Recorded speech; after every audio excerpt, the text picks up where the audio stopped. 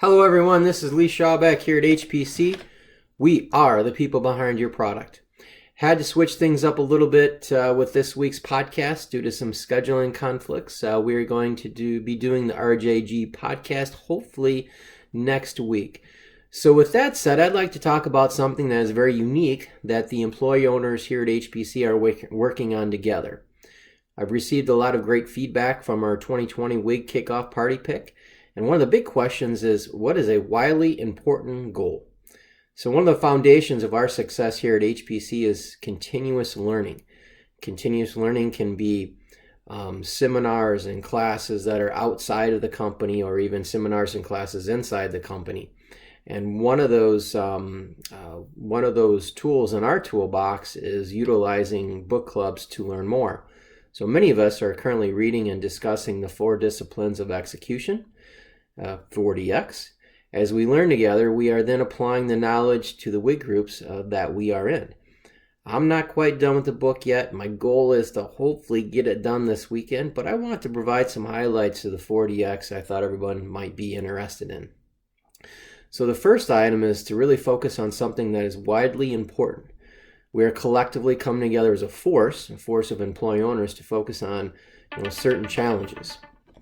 One of the things is to look at focusing on less to achieve more. And I think a lot of times, whether it's people or companies, we get in the process of having a lot of different goals and focusing on a lot of different things, and then we don't really even know what's going on, and then nothing gets done. So it's really all about focusing down on some widely important ones. And the key is to pick those widely important ones.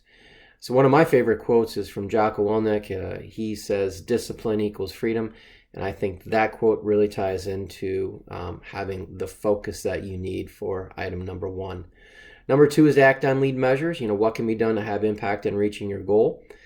There is lag measures. Sometimes tracking these measurements, we spend a lot of time praying over them, hoping that we were going to get the results that we want.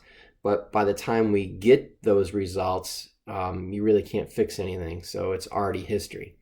So the goal is to develop lead measures, and these are the items that can have the highest impact. These will help drive the success of the lag measure. So 2 of the basic characteristics of a lead measure is that they are predictive and they can be influenced by the team members. Number 3 is create a compelling scoreboard. Have a scoreboard that can drive engagement from the team, and everybody knows exactly where they are at any given point in time. It's like when we go to the ballpark, we want to see the score up there in the baseball game. We want to see the Cubs winning against the opposing team at all times. And without that scoreboard, we really don't know what's going on. So number 4 really ties into the creating a cadence of accountability.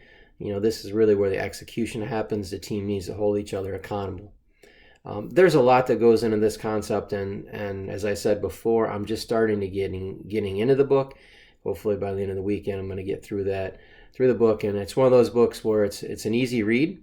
It's very fascinating, and it's one that you have to highlight a lot of things and then go back again and look at it and read it and study it, and then try to apply it to what you're trying to achieve in your wildly important goals. And this can be business-wise or personal-wise. It just doesn't have to be all about business.